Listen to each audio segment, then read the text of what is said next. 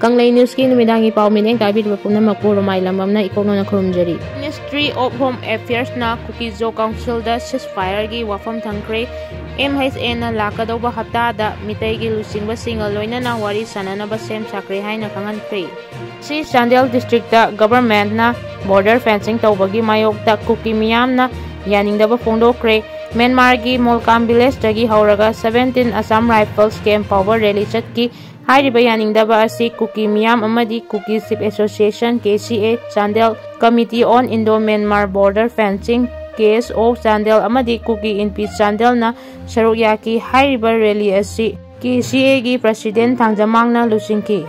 Paitengol gi lusing purel korang amakumandagi adekra lokachage Funal Maring Chingkul gi Meina campaign la e chumna yengbadai hendoktana camping tawsale yu thakchile nupi angang mathung marang khangdre. Moreh gi Kuki Mission Beng hairiba mafam asida leiba yum mama ngasi ayuk mai Chakkhre. Hongda KTM amana Maruti 800 da thombada KTM thauriba mioy adu pukatkhre masak maming khangdre. HEMAM Johnson koireng na lusingba UNLF na SIBAGI CHEIRAK PIKHIBNI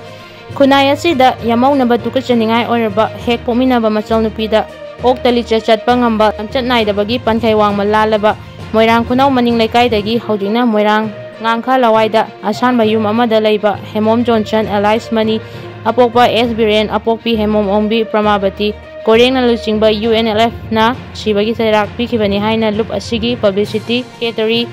M Chakkhre na khudek biba cherol amana phongdorakli Cherol aduda makata na phongdorakpada asigumba saram chatpa mioy asina Thawal district ki maram chat chumdabi Priya kaubi nupi amaga kunai na yadaba mawongda nupa nupi gi aronba mari leinai amadi hek bominaba machal nupi ga yumban mari leinaduna angang ama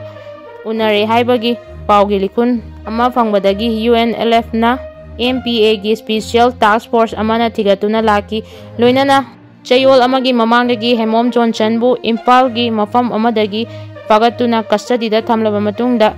kumna wahang pahum chathaki ahanbadadi Johnson na masagi maral kupsinjaduna amadi Thawal district ki Priya kaubi nupi mafam kudingi asan baka hongduna leibi mau amaga nupa nupi gi aronba yumban mari thamnaduna ahum mari rak angang oiduna angang yaithakibagi wari phongdoraki Priya hairibi nupi asi maram chumdabi amani Johnson ga mahaka nataba CHEIRAK thamnabata natana Johnson na machal nupigi hangoiningai oiraba wari adubu mahakna khangki asumna wahang pahong makha chatharakpada manina mahaki irengkhak machal nupi HEMAM Ichan ga 2019 dagi nupa nupigi aronba yumban mari thamnaduna angang anirak naupuki haibasi Johnson masana haijaki asumna tabada tu chungba hangoiba semdopa ngamlaroidaba saram chatpa Johnson gi lichat achi khunai asida yadi haibagi chapchaba para ama lehaunaba party na kumna khanaraba matungda HEMAM Johnson bu SIBAGI CHEIRAK PIKHIBNI